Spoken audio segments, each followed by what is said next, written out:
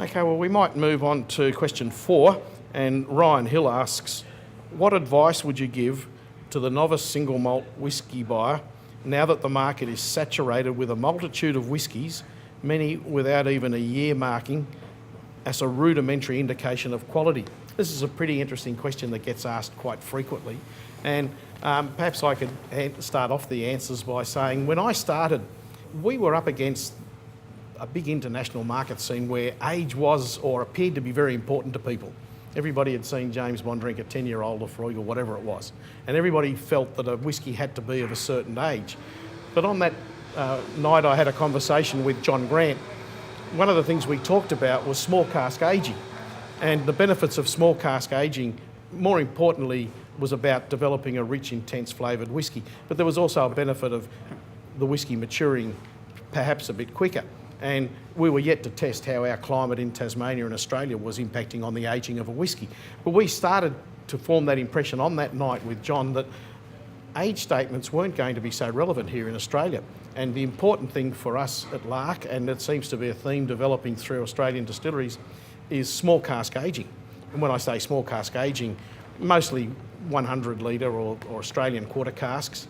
But for a lot of distilleries starting out, there is an opportunity to mature whisky in a 20 litre cask, and in 2 to 3 years you can produce some stunning whiskies. And in fact, Lark Distillery just 2 years ago won in the World Whisky Awards the best single cask whisky that came out of a 20 litre cask with no age statement. So I think from my perspective, yeah, look, it's a little bit confusing to some people that see age statements still used.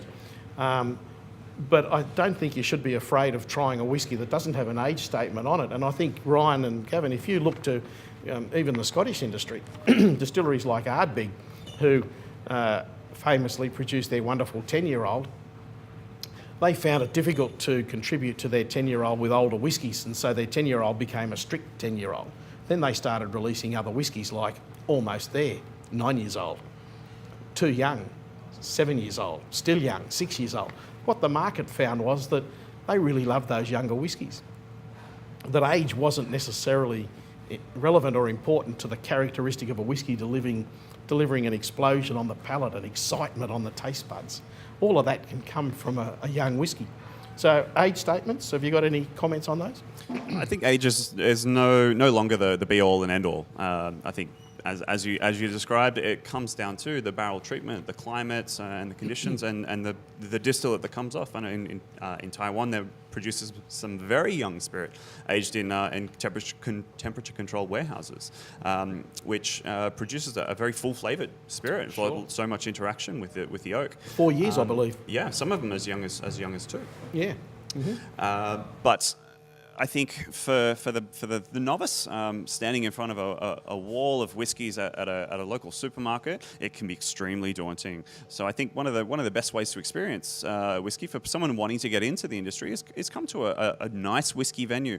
Ask lots of questions to the bartenders. They're there to help. They're there to help guide, educate you. We'll ask you questions about what kind of flavour profile you might be looking for. Do you want something smoky, sweet, fruity, savoury? And trying as many things and trying to keep a little record of them is always helpful as well. I think, wouldn't you agree? It's a catalogue of things you enjoy is better than sitting back idly and just having a vodka soda. You always need a good doctor, a good lawyer, and a good accountant. I think in addition to that, you need a good barman. And that's also coming down here. I think that's more important. You know, coming down to your favourite bar and trying the whiskey and getting the experience from knowledgeable staff, so you can find out what you like and then go and buy a couple of bottles. You know, the best whiskey is the whiskey you like. It doesn't have to have an age statement. And as Bill said, there's people which are putting whiskies out, either a newborn, and you can taste them after 4 or 5 months of maturation, and they can taste like an 8-year-old sort of whiskey. And, you know, for me, if you can't play golf, learn how to drink whiskey, because that's always a good segue in doing business. Perhaps that's why I drink whiskey, because I can't play golf.